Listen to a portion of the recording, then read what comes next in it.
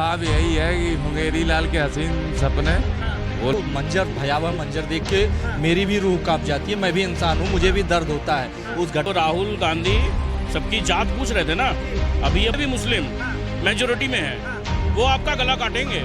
और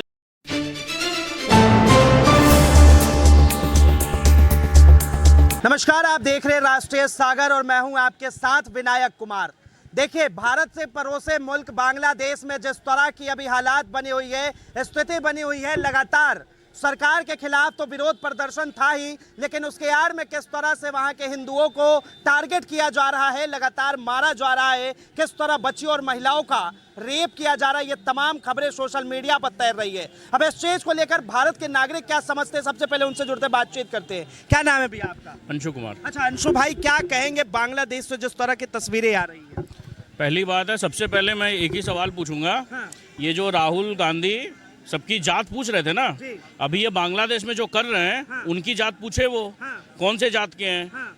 अभी तो मेरे ख्याल से उनका एक ट्वीट भी नहीं आया है किसी भी पार्टी का, किसी भी अपोजिशन वाला, इंडिया अलायंस जो इन लोग अपने आप को कहते हैं, उसका एक ट्वीट तक नहीं आया है। और मतलब ये देश में देखिए एक्चुअल में क्या है, मुद्दा क्या है बताऊं मैं आपको।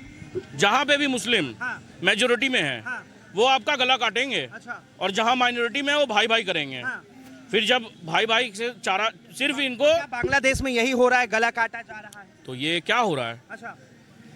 रेप किया जा रहा है और घर जलाया जा रहा है। हाँ। आपको एक चीज़ जान के हैरानी होगी, हाँ। उनके साथ में सीपीआई का एक नेता था, जी। उनके साथ में ही ये सब जो हो रहा था, हाँ। रिवॉल्ट जो ये सब जो भी बोलिए इसको, तो उसके साथ में था वो। हाँ। जब शेख हसीना भाग गई और सब कुछ फुलफिल हो गया इन लोग का ड्रीम, हाँ। उसको पेड़ से, उसको मार के पेड़ से उल्टा लटका दिया गया। अच्छा। ये किसी के सगे नहीं है। हाँ।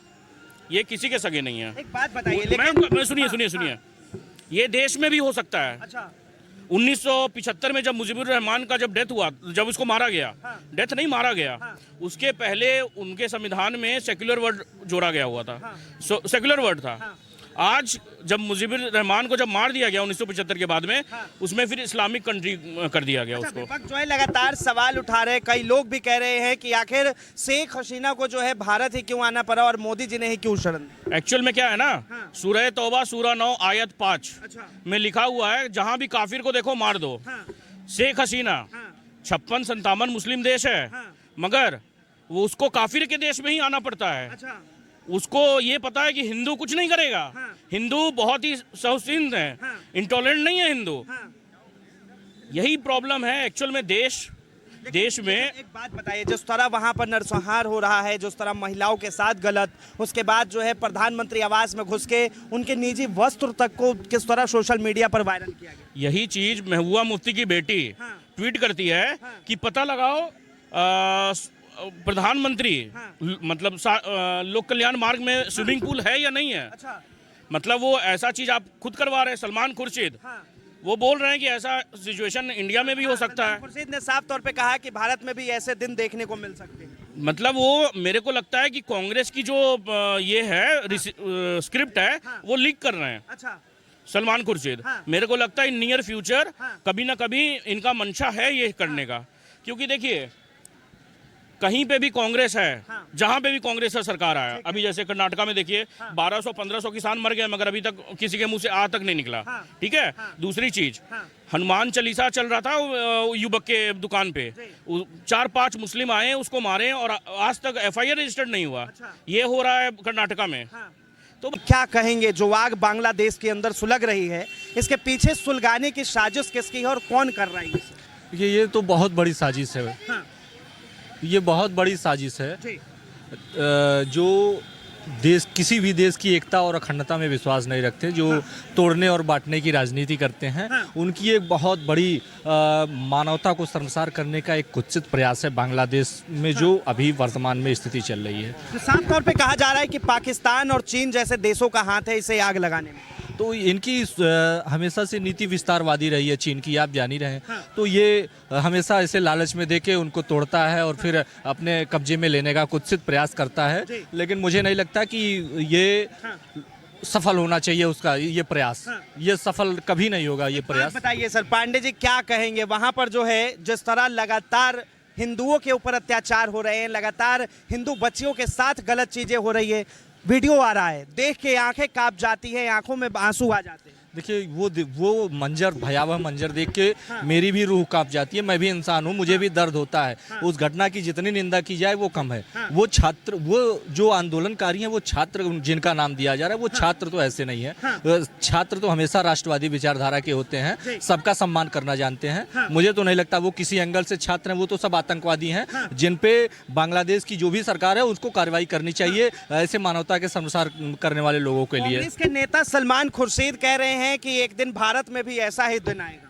तो इनका काम ही यही है। अच्छा, इनका काम ही यही है। ये तो चाहते हैं कि भारत खंडित हो। एक और इनके नेता भारत जोड़ो यात्रा की बात करते हैं, वो भारत जोड़ो यात्रा निकालते, दूसरी ओर ये कह रहे हैं कि भारत में ऐसा होगा। अरे कैसे होगा? जब तक हम जैसे राष्ट्रवादी युवा जिंदा हैं, ये भगत सिंह और चंद्रशेखर आजाद का बलिदान जाया नहीं जाने देंगे। भारत एक था, भारत अखंड था, भारत अखंड रहेगा। लेकिन जिस तरह वहां पर हिंदुओं के साथ इतना अत्याचार, दुर्व्यवहार, उसके लिए सरकार क्या कदम उठाएगी? आप मुझे बताइए, वो कथित लोग कहाँ हैं जो कहते थे आल आइज ऑन राफा?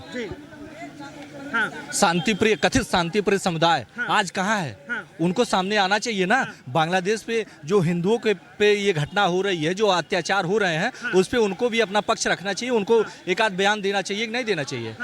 आज तो वो चुप्पी बांध के बैठ गए हैं, जिनको एक इस शांतिप्रिय हिंदुस्तान में डर लगता है, जो हिंदुस्तान छोड़ने की वकालत करते हैं, जाके रह लेना बांग्लादेश में, अभी उनकी औकात सामने आ जाएगी।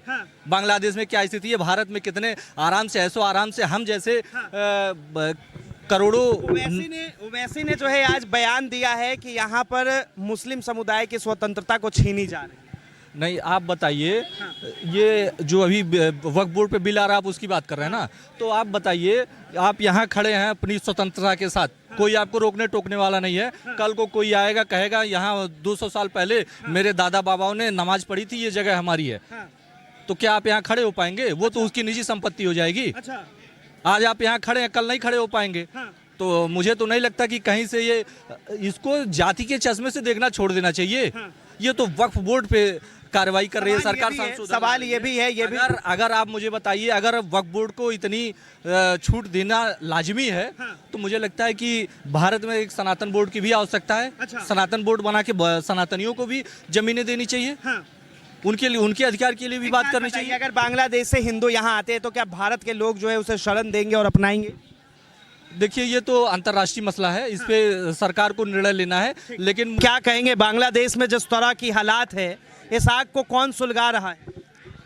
सुलगाने वाले तो बहुत लोग हैं। अब तो देश के अंदर भी आग सुलगाना चालू हो गया। ये तो अभी पड़ोस में था तो ठीक था, चलो कोई नहीं, वहाँ पे जो हो रहा है सरकार अपने तरफ से देख रही थी। लेकिन अब तो जो देश के पूर्व विदेश मंत्री, मतलब इतने बड़े संवैधानिक पद पे रह चुके हैं, वो लोग आगे देश का अंदर का माहौल खराब कर रहे हैं।